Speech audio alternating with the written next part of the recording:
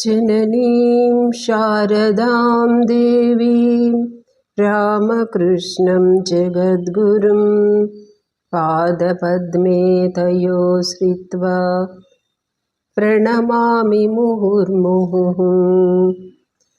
ध्यायेत्पद्मासनस्तां विकसितवदनां पद्मपत्रायताक्षीं हेमाभां पीतवस्त्रां करकलितलसद्धेमपद्माम्बराङ्गीं सर्वालङ्कारयुक्तां सततमभयदां भक्तनम्रां भवानीं श्रीविद्यां शान्तमूर्तिं सकलसुरनुतां सर्वसम्पत्प्रदात्रीं।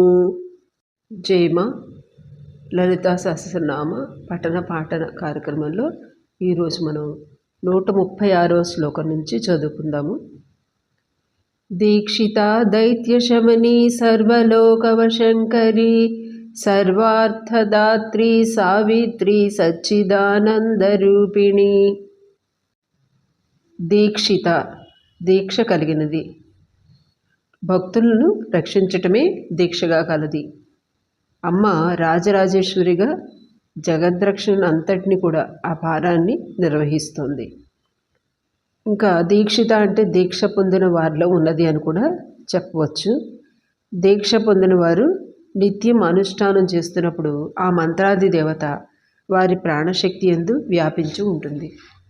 దైత్య శమని, దైత్యుల అంటే అసురుల నుంచి వచ్చే బాధను తొలగించున్నది అని. అమ్మ దీక్షతో ఏ విధంగా భక్తులను శరణాగతులను రక్షిస్తున్నారో చెప్తున్నారు. ఇత్తం యదా యదా బాధ దానవోత్త భవిష్యతి తదా తదా అవతీర్యాహం కరిష్యామరి సంక్షయం అని చెప్పి దేవి మహత్యంలో చెప్పబడింది. ఎప్పుడైతే దానవుల నుంచి ఆపదలు వస్తాయో అప్పుడు వారిని సంహరించి తొలగిస్తాను అని చెప్పి అమ్మ మాట ఇస్తారు. సాధనాపదంలో సంస్కారజనితమైనటువంటి దోష వాసనను కూడా శమింపచేయనది. అంటే తమోగుణ రజోగుణ జనిత వాసనలన్నీ కూడా ఇవి బాధించేవి కాబట్టి వీటిని తొలగింపచేయనది. సర్వలోక వశంకరి, అన్ని లోకాలను తన వశంలో ఉంచుకున్నది అని. అంటే దుష్టులను శిక్షించి శిష్టులను రక్షిస్తూ లోకాన్ని తన వశంలో ఉంచుకుంటుంది అని. ఈ సావిత్రి విద్యలో ఎవరైతే సిద్ధి పొందుతారో ఈ అమ్మ యొక్క ఈ శక్తి వల్ల లోకం వాళ్ళకి అనుకూలమవుతుంది. సర్వార్థదాత్రి, అన్ని ప్రయోజనములు అంటే అన్ని అవసరాలు తీరుస్తుంది అని. ధర్మ అర్థ కామ మోక్షాలనే 4 పురుషార్థాలు ఇచ్చున్నది అని. సావిత్రి, సావిత్రి అంటే సృష్టికారక శక్తి. సవిత అని శబ్దం సావిత్రి వచ్చింది. సవిత శబ్దం నుంచి సావిత్రి శబ్దం వచ్చింది. సవిత అంటే ప్రసవం అని. అంటే ఆమె సృష్టికారక శక్తి, ఆమె రాజరాజేశ్వరి అని. ఇక సవిత అంటే ఇంకొక అర్థం జీవుల యొక్క బుద్ధులను కర్మలను ప్రేరేపించున్నది అని. అంటే సర్వ జగత్తును కూడా ఆమె ప్రేరేపిస్తుంది అని. ఇది గాయత్రి స్వరూపుడు అనమాట. ఆమె మన బుద్ధిని ప్రచోదన చేసేటటువంటి స్వరూపం. అంటే శరణ వేడినటువంటి భక్తుల్ని సత్వస్తువు వైపు ప్రేరేపిస్తుంది అని. ఉదయించడానికి ముందు ఉన్న సూర్య భగవాన్ని సవిత అంటారు. సావిత్రిని ఉపాసించే కాలం అది. ఇక సావిత్రి శబ్దానికి సవనం అని కూడా అర్థం ఉంది. అంటే సవనం అంటే యజ్ఞం అని. అంటే యజ్ఞస్వరూపిణియే సావిత్రి అని. త్రిదశైరర్చితా దేవి వేదయాగేషు పూజిత భావశుద్ధి స్వరూపాచ సావిత్రి తేన సా స్మృత. వేదాది శాస్త్రాల యందు యాగాల యందు ఆరాధింపబడు తల్లి ఆమె భావశుద్ధి స్వరూప సావిత్రి. ఈ నామం వల్ల భావశుద్ధి ఏర్పడుతుంది. అంటే చిత్తశుద్ధి కలిగించే స్వరూపం సావిత్రి. సచ్చిదానంద రూపిణి, సత్ అంటే శాశ్వతము, చిత్ అంటే జ్ఞానము, ఆనందము, ఇవి స్వరూపంగా కలది. సత్ చిత్ ఆనంద స్వరూపిణి. దేశకాల పరిచ్ఛిన్న సర్వగా సర్వమోహిని సరస్వతీ శాస్త్రమయీ గుహాంబా గుహ్యరూపిణి. దేశకాలాపరిచ్ఛిన్న, దేశకాలముల్లో కట్టుబడనిది అని. సృష్టిలోని ప్రతి వస్తువు ఉంది అని అనగానే అది దేశకాల పరిగణలోకి వచ్చేస్తుంది. కానీ అమ్మవారు వీటన్నిటికీ అతీతులు. సర్వకాలాల్లోనూ సర్వదేశాల్లోనూ ఆమె వ్యాపించి ఉండటమే కాకుండా వీటన్నిటికీ అతీతంగా కూడా ఉంది కాబట్టి దేశకాలాపరిచ్ఛిన్న అని అమ్మను పిలువబడుతున్నారు. సర్వగా, అంతటా గమనము చేయునది అని, వ్యాపించున్నది అని. అంటే ఈ అంతటా దేవి ఉంది అన్నదానికి శాస్త్రాల్లో ఎన్నో చోట్ల చెప్పబడింది.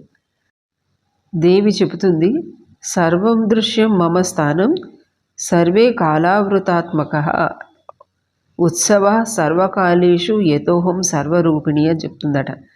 అంటే ఇది దేవి గీతలో చెప్పబడింది. సర్వము నా స్థానాలే, సర్వకాలాలు నా వ్రతానికి అనుకూలమే, నేను అంతటా ఉన్నానని దేవి చెప్తుందనమాట. ఇదే మనకు దేవి మహాత్మ్యంలో కూడా సర్వస్వరూపే సర్వేషే సర్వశక్తి సమన్వితే అని చెప్పి స్తుతించబడింది. సర్వమోహిని, అందరినీ మోహింపచేయునది అని. అంటే పరమాత్మ జ్ఞానం కలగకుండా అజ్ఞానంలో ఉంచున్నది అని చెప్పి.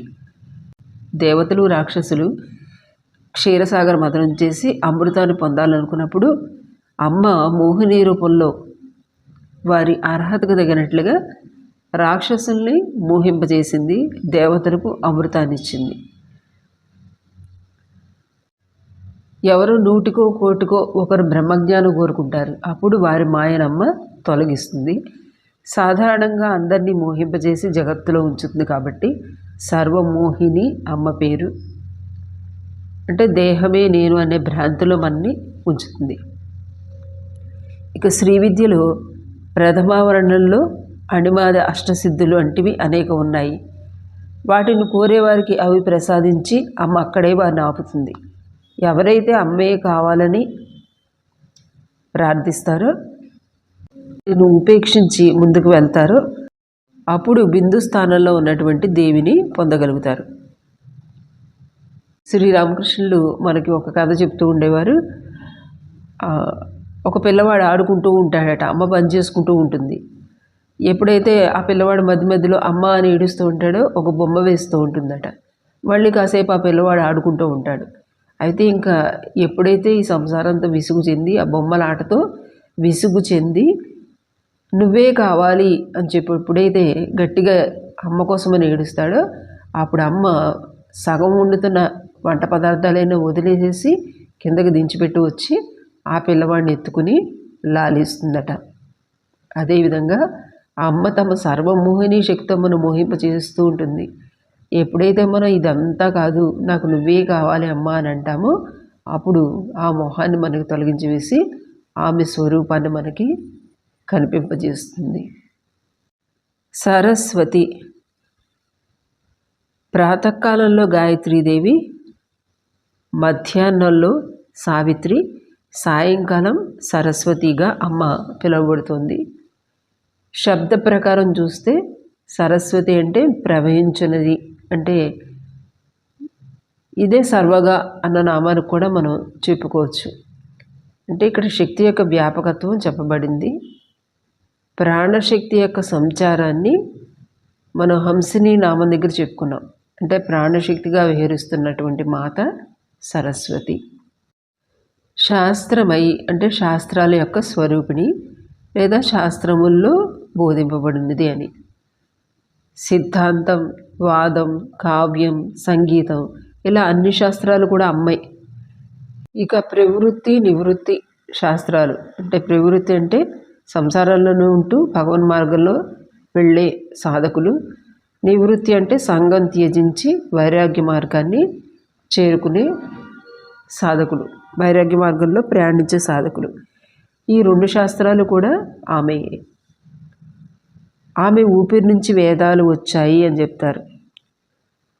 అహం నుంచి అమ్మ యొక్క అహం అనే ఎరుక నుంచి అధర్వణ వేదాలు, మంత్రశాస్త్రాలు, ఆమె మాటల్లోంచి కావ్య నాటక అలంకారాలు, నాలుకపై వాగ్దేవి రూపం, చిబుక నుండి 6 వేదాంగాలు, కంఠం పైరేఖ నుండి మీమాంస, న్యాయ, పురాణ, ధర్మశాస్త్రాలు, మధ్యరేఖ నుంచి ఆయుర్వేద, ధనుర్వేద, క్రిందరేఖ నుంచి కంఠకోపం వరకు 64 విద్యలు, బాహుమూలాలు మొదలైన మిగిలిన శరీర అంగాల నుంచి సర్వతంత్రాలు సృజించబడ్డాయని, ఈ విధంగా అమ్మ శాస్త్రమయ్యి అని చెప్తారు. అంటే ఆ లలిత త్రిపుర సుందరియే జ్ఞానాది దేవత సరస్వతి రూపంలో ఉంది అని. గుహాంబ, గుహుడు అంటే సుబ్రహ్మణ్యేశ్వర స్వామి, ఇతన్ని కన్న తల్లి కాబట్టి గుహాంబ అయింది. శ్రీ విద్యా ఉపాసన ఏర్పరిచిన 12 మందిలో గుహుడు కూడా ఒకడు. గుహ అంటే బ్రహ్మజ్ఞానం, దాన్ని కలిగించే తల్లి గుహాంబ, ఇది ఒక అర్థం. ఇక 6 ముఖాలతో షణ్ముఖుడు అంటే సుబ్రహ్మణ్యేశ్వర స్వామి పుట్టినప్పుడు అమ్మ 9 మంది దాదులు తన నుంచి ఏర్పరిచిందట. ఈ 9 మంది దాదులు గుహాంబలు అని చెప్పబడతారు, లేదా వీళ్ళనే స్కందాంబలు అని కూడా అంటారు. ఈ దాదుల రూపంలో ఉన్న తల్లి కాబట్టి గుహాంబ అని చెప్పబడింది. గుహ్య రూపిణి, అందరిలోనూ నిగూఢంగా రహస్యంగా దాక్కుని ఉన్నది అని. అంటే కట్టెలోని అగ్నిలాగా ఆమె నిగూఢంగా ఉంది అందరిలోనూ అని. ఏకో దేవ సర్వభూతేషు గూఢ, అందరిలోనూ గుణంగా ఉన్నది ఆ ఒక్క పరమాత్మే అని చెప్పారు. గుహ అంటే హృదయ గుహ అని కూడా చెప్పుకోవచ్చు. ఇక్కడ హృదయ గుహలో ఆత్మరూపిణిగా ఉంది కాబట్టి గుహ్య రూపిణి. ఇంకొక అర్థంలో గుహ్య శాస్త్రములు అంటే వేదాలు, అంటే ఆ గుహ్యం, వేదాల్లోని గుహ్యం అంటే అమ్మ ఉపనిషత్ స్వరూపిణి అని. మంత్రాక్షరంగా తీసుకుంటే హృదయంలో జపింపబడే మంత్రం అది గుహ్యమైనది, అంటే అంతర్ముఖత్వాన్ని చూపిస్తుంది కాబట్టి ఇక్కడ ఆ బీజం అంతర్ముఖత్వాన్ని చూపించే లజ్జాస్వరూపుడి అనేటువంటి ఆ బీజం హ్రీం బీజంలో గుహ్యమై ఉన్నది అని. సర్వోపాధి వినిర్ముక్త సదాశివపతివ్రత సంప్రదాయేశ్వరీ సాధ్వి గురుమండల రూపిణి. సర్వోపాధి వినిర్ముక్త, సర్వ ఉపాధుల నుంచి ముక్తురాలైనది. అంటే అందరిలోనూ చైతన్యంగా గుహ్యంగా ఉంటున్న ఈ ఉపాధుల ధర్మాలేవి కూడా ఆ చైతన్యానికి అంటవు. ఉపాధి వేరు, చైతన్యం వేరు. అంటే ఇక్కడ దేవిని నిర్గుణ పరబ్రహ్మంగా చెప్తున్నారు. సదాశివ పతివ్రత, సదాశివునికి ఎల్లవేళలా అనుసరిస్తూ ఆమోదం కలిగించున్నది అని. సృష్టి స్థితి లయ తిరోధాన అనుగ్రహాలనే పంచకృత్యాల్లో అనుగ్రహ కృత్యం చేసేవాడు శివుడు. శివుని అనుగ్రహం అంటే మోక్షం కలిగించున్నది. శివుని పతివ్రత అని చెప్పినప్పుడు అమ్మ శివుని అనుసరిస్తుంది. అంటే సదాశివుడు అనుగ్రహం చూపించి మోక్షాన్ని ఇస్తుంటే అమ్మ సర్వ ఉపాధుల్ని వినిర్ముక్త అని చెప్పుకున్నాం. అన్ని ఉపాధుల నుంచి మనని జీవుణ్ణి ముక్తుల్ని చేస్తే అప్పుడు సదాశివుడు తమ అనుగ్రహాన్ని చూపిస్తున్నాడు, మోక్షాన్ని ఇస్తున్నాడని. ఇక్కడ ఈ రూని చెప్పడంలో సమయాచారం చెప్పబడింది. అంటే సదాశివపతివ్రతగా సత్ సాంప్రదాయంతో లోకాన్ని నడుపుతోంది. సంప్రదాయేశ్వరి, సంప్రదాయాలకు నియామకురాలు. అంటే శ్రీ విద్యా ఉపాసనే ఒక సంప్రదాయం. పరమేశ్వరుని ద్వారా ఇది ఏర్పాటు చేయబడింది. దీన్ని అమ్మ ఏర్పాటు చేసింది. ఇది సంపూర్ణంగా ఇవ్వబడటం కాబట్టి సంప్రదాయం అని చెప్తున్నారంటే సంపూర్ణంగా ఇవ్వబడటం అంటే అనుష్ఠించి అనుభవించి ఆ అధ్యయనాన్ని పరంపరంగా ఇవ్వబడింది కాబట్టి సాంప్రదాయం అని చెప్పబడింది. సాధ్వి, ఇక్కడ సాధు ఈ అని 2 నామాలుగా కూడా చెప్తున్నారు. సాధు అంటే సముచితం, అంటే బాగు అని మెచ్చుకోగలిగే లక్షణాలు కలది అని, లేదా సాత్విక లక్షణములు కలది అని చెప్పుకోవచ్చు. సాధ్వి అంటే ఇంకొక అర్థం పాతివ్రత్యం కలదే అని. ఇక సా అధ్వ, సాధ్వి అంటే అధ్వం అంటే మార్గం, అంటే సంప్రదాయబద్ధమైనటువంటి మార్గములు కలది. అంటే అంతర్యాగం, బహిర్యాగం అన్ని సంప్రదాయబద్ధమైనటువంటి శ్రీ విద్య మార్గాలు కలది అని. సాధు ఈ అని తీసుకున్నప్పుడు ఈ అనే అక్షర పంక్తిలో 4వది. అందుకని ఈకారాన్ని తురియాత్మకం అంటారు. అంటే మనకు ఉన్న అవస్థల్లో జాగ్ర, స్వప్న, సుషుప్తి 4వ అవస్థ అయినటువంటి తురియ అవస్థ అనేది సూచిస్తుంది. గురుమండల రూపిణి, సంప్రదాయేశ్వరి, సాధ్వి, గురుమండల రూపిణి ఇవన్నీ కూడా ఒక గుర్తు. సంప్రదాయానికి ఈశ్వరి, శుద్ధ సత్వస్వరూపిణి అయినటువంటి ఆ లలితమ్మ గురుమండల రూపిణి. సాధ్వి అంటే శుద్ధ సత్వస్వరూపిణి కదా, ఆమె ఈ గురుమండల రూపంలో ఉంది అని. ఇక గురుమండలం అంటే గురువు, గురువు యొక్క గురువు, పరమ గురువు, ఆ తర్వాత గురువు, పరమేష్ఠి గురువు, ఇలా గురు పరంపరను చెప్పుకొస్తాం. అంటే ఈ శ్రీ విద్యా సాంప్రదాయం దక్షిణామూర్తి నుంచి ఏర్పడింది. దక్షిణామూర్తి నుంచి స్వగురువు వరకు, మన యొక్క గురువు వరకు శ్రీ విద్యా సాంప్రదాయంలో అందరూ కూడా సాక్షాత్తు అమ్మవారి స్వరూపాలని భావిస్తారన్నమాట. గురుమండలాన్ని వివరంగా చెప్పుకోవాలంటే ఇది చాలా విస్తారమైంది. దీన్ని దివ్యౌఘ అంటే పరమేశ్వరితోటి ఏర్పడింది. తర్వాత దాన్ని సిద్ధౌఘ అంటే సిద్ధ పరంపరలు, దీంట్లో సిద్ధి పొందినవారు.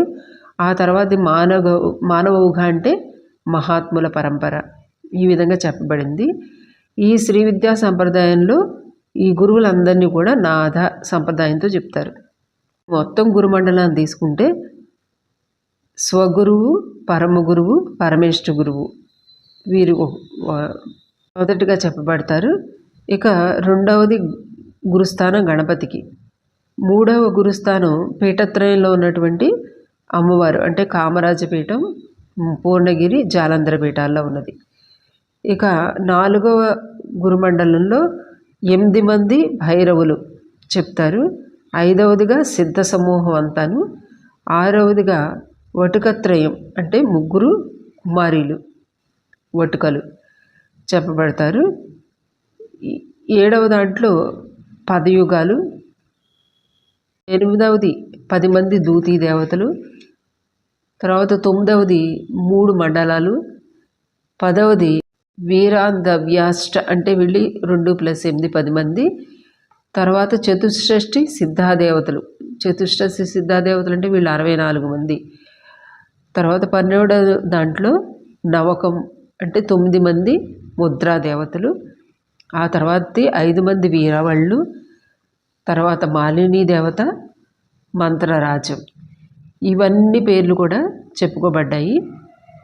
వీటి మంత్రాక్షరాలు మొదలైనవన్నీ కూడా గురువు ద్వారా మాత్రమే ఇవి తెలుసుకోబడతాయి. ఇవంతా కలిపి గురుమండలం కాబట్టి వీటన్నిటి రూపంలో ఉన్నది అమ్మ. ఇక్కడ గురుమండల రూపిణి అని చెప్పి అన్నారు. గురు అంటే పెద్దదైని అని కూడా అర్థం ఉంది. కులోత్తీర్ణ భగారాధ్య మాయా మధుమతి మహి గణాంబా గుహ్యకారాధ్య కోమలాంగి గురుప్రియ. కులోత్తీర్ణ కులమును దాటించున్నది. కులం అంటే సమూహం, అనేకముతో ఉన్నటువంటి బంధాలను దాటించి ఏకభావము అంటే అద్వైత భావాన్ని కలిగించున్నది, మోక్షప్రదాయిని అని ఇక్కడ అర్థం. తర్వాత శ్రీచక్రంలో సర్వార్థ సాధక చక్రం ఆవరణలో ఉన్నటువంటి యోగిలందరికీ కూడా కులోత్తీర్ణ యోగిళ్ళు అని పేరు. వీరి రూపంలో ఉంది కాబట్టి పరమేశ్వరి కులోత్తీర్ణ అని పిలువబడింది. ఇక మన శరీరంలో షట్చక్రాల్ని కులములు అని చెప్పారు. సహస్రారాన్ని ఆ కులం అంటాం. అంటే ఈ చక్రాల్ని దాటించినది కులోత్తీర్ణ, దాటించి సహస్రారాన్ని చేర్చుంది కాబట్టి కులోత్తీర్ణ అని చెప్పబడింది. భగారాధ్య, భగా దేవతతో ఆరాధించబడింది. అంటే తిథి నిత్యా దేవతల్లో 2వ తిథి దేవత భగారాధ్యాదేవి. ఆ రూపంలో ఉన్నది అని కూడా చెప్పవచ్చు. సూర్యమండలంలో ఆరాధించబడింది కాబట్టి భగ అంటే సూర్యుడు, భగారాధ్య అని కూడా చెప్తారు. ఇక సూర్యమండల మధ్యస్థం ధ్యాయే త్రిపుర సుందరీమని, సూర్యమండల మధ్యలో త్రిపుర సుందరీదేవిని ధ్యానం చేస్తామని చెప్తారు.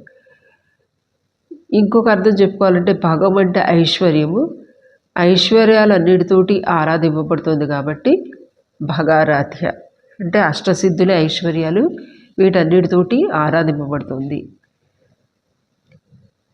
ఇంకొక అర్థంలో భగం అంటే త్రికోణము, వీటి మధ్య ఆరాధింపబడుతుంది అంటే త్రికోణం మధ్యలో ఉన్నటువంటిది బిందు రూపిణి దేవి. మాయ పరమేశ్వరుని యొక్క వర్ణింప అలవరు కానటువంటి శక్తియే మాయ. అందుకనే మాయను అఘటన ఘటన పటీయసి మాయ అని చెప్పారు. అంటే జరగనిది జరిగినట్లు చూపించగలిగే అద్భుతమైనటువంటి శక్తే మాయ. ఇక్కడ చక్కటి శ్లోకం చెప్పారు. పర్జన్యో వర్షతే తత్ర జలపూరశ్చ జాయతే దిశో నిర్మలతాం యాంతి సహిషా మాయా మమ ప్రియే అని. కుండపోతగా మబ్బులు వర్షించాయి, అంతా జలంతో నిండిపోయింది. హఠాత్తుగా నలుదిశలు మబ్బులు పోయి నిర్మలమైపోయింది. ఇంతవరకు కురిసిందా అన్నంత ప్రశాంతంగా ఉందట. ఇలాంటి ప్రశాంత వాతావరణం హఠాత్తుగా అది మారిపోయింది. ఇది నా మాయ అని చెప్పారు. అంటే మనస్సు నిర్మలమై లోపలికి వెళ్ళి మనం ఆలోచించుకుంటే ఆ మాయాశక్తి కొంచెంగా అర్థమవుతుంది. అఘటన కార్యాలు అంటే ఆశ్చర్యమైనటువంటి కార్యాలు చేసేది కూడా ఈ మాయ. పరమాత్మను తెలియనివ్వకుండా ఉంచుతుంది కాబట్టి ఈ మాయనే అజ్ఞానం అని చెప్పాం. భగవద్గీతలో మనం మమ మాయా దురత్యయ మామేవ ఏ ప్రపద్యంతే మాయాం ఏతాం తరంతితే అని చదువుకున్నాం. అంటే మమ మాయ, నా మాయ అతిక్రమించలేంది, అయితే ఎవరైతే నన్ను భజిస్తారో వారిని ఈ మాయ నుండి తరింపచేస్తాను అని భగవంతుడు చెప్పాడు. అంటే భగవతీ శరణం పెడితే మన మాయ పొరనామే తొలగిస్తుంది అని. మధుమతి, మధు అంటే మధురము, ఆనందం కలిగించేటటువంటి స్వభావం కలది అని. అంటే మాధ్వీపానాలసమత్త అనే నామం దగ్గర కూడా మనం దీని గురించి చెప్పుకున్నాం. భగవదానందం పొందిన వారి స్వభావం మధుమయం అవుతుంది అని.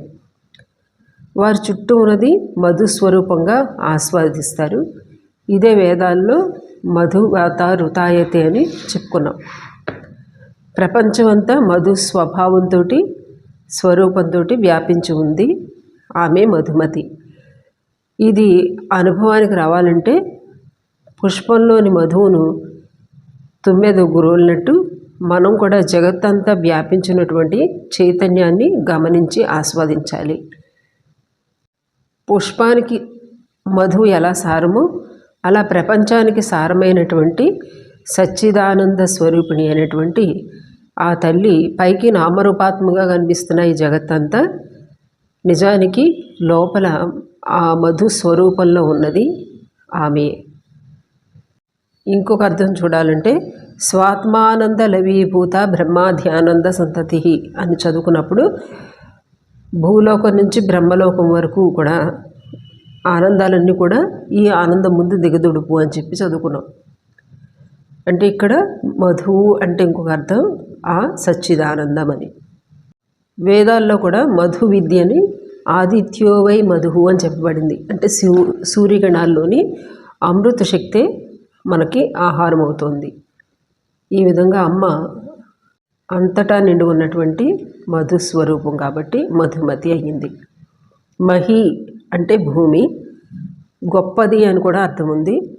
భూమాత రూపంలో మనకి అన్నాన్ని ఇస్తూ ఉనికినిస్తూ పెంచి చివరికి మనం చనిపోయినప్పుడు తనలో కలుపుకుంటుంది. మనకి కావలసినటువంటి ఆభరణాలు ధాతువులు అన్నీ కూడా ఇస్తోంది ఈ భూమాత.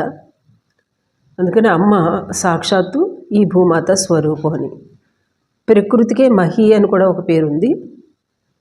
సృష్ట్యాదులో ఏదైతే అవ్యక్తమైంది ఉందో దాన్ని మహత్ అని అన్నాం. ఆ మహత్ రూపంలో ఉన్నది కాబట్టి ఆమె మహి.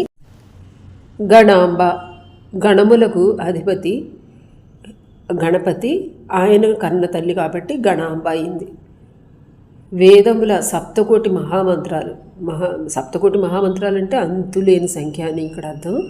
ఈ మంత్రములే అన్నీ కూడా గణాలు కాబట్టి అమ్మ వీటికి తల్లి కనుక గణాంబ అని చెప్పబడింది. అలానే రుద్ర, దేవ, మానవ, వృక్ష, పశు గణాలు వీటన్నిటికీ కూడా ఈమె తల్లి కాబట్టి గణాంబ. ఇక భాషలో గణాలు అంటే అక్షరాలు కాబట్టి మాతృగా వర్ణరూపిణి అని కూడా చెప్పవచ్చు. గుహ్యకారాధ్య, గుహ్యకులచే ఆరాధింపబడింది అని. అంటే యక్షులు లాంటి దేవజాతి వారు, వీరిని గుహ్యకులు అంటారు. వీరికి ప్రభువు కుబేరుడు, కుబేరునిచే ఆరాధించబడిందని కూడా చెప్పవచ్చు. లేదా నవ నిధులు కాపాడటానికి కుబేరుడితో నియమింపబడ్డ ఒక జాతి వారు, వీరు ఐశ్వర్య శక్తి కోసం జగదశ్వరి అనేటువంటి అమ్మవారి ఆరాధన చేసుకుంటూ ఉంటారు. వీరితో ఆరాధన చేయబడేది కాబట్టి గుహ్యక ఆరాధ్య అని చెప్పబడింది.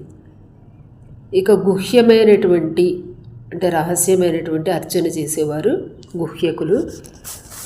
హృదయం, భ్రూమధ్యం, సహస్రారం వీటిని గుహ్య స్థానాలు అంటాం.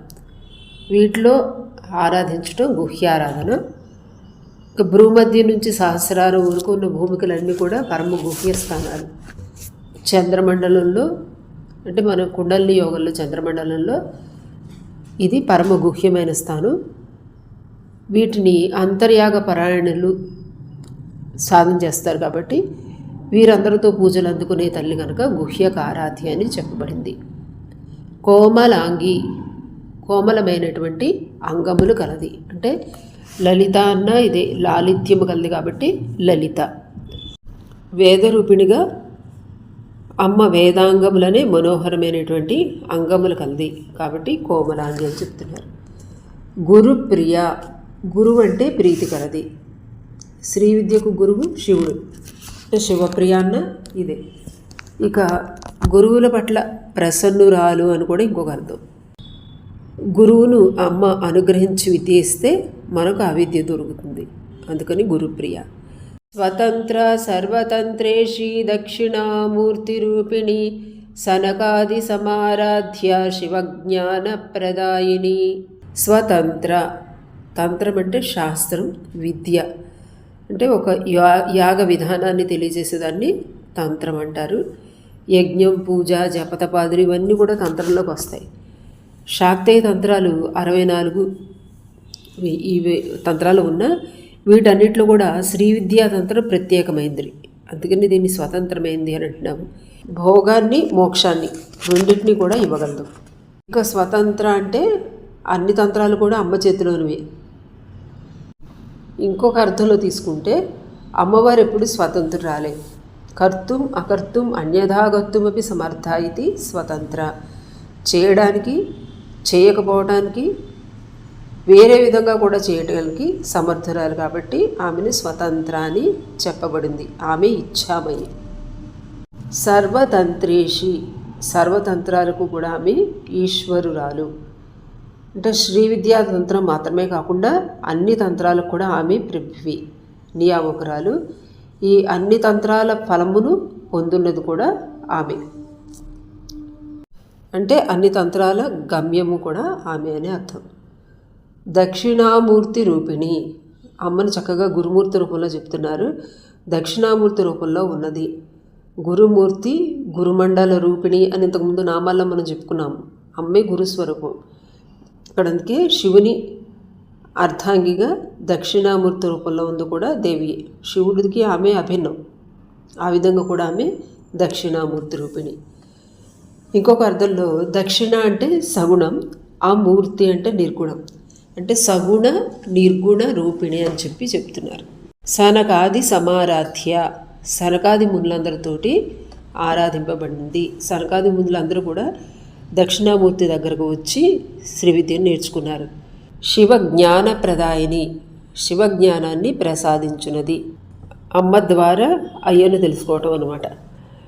ఇక్కడ చక్కటి శ్లోకం చెప్తున్నారు. అందేన లక్ష్యతే వాయు వహ్ని రౌష్ణేన లక్ష్యతే చిన్మాత్రం అమలం శాంతం శివ ఇత్యుదిదంతు యత్ తత్ స్పందమయ శక్త్యేవ లక్ష్యతే నాణ్యథాకిల. అంటే మన స్పర్శ వల్ల గాలిని తెలుసుకుంటాము, వేడిని బట్టి నిప్పుని తెలుసుకుంటాం. చిత్ స్వరూపం నిర్మలము శాంతమైన పరబ్రహ్మను శక్తి చేత తెలుసుకోబడుతున్నారు అని చెప్తున్నారు. ఇదే శ్రీ విద్య రహస్యం. ఈ విధంగా శివజ్ఞానాన్ని ఇస్తుంది కాబట్టి అమ్మ శివజ్ఞాన ప్రదాయిని అయింది. ఇక్కడితో 140 శ్లోకాలు పూర్తయ్యాయి. అమ్మ జీవితంతో దీని అనుసంధానాన్ని 32వ వీడియోలో తెలుసుకుందాము. జై మా.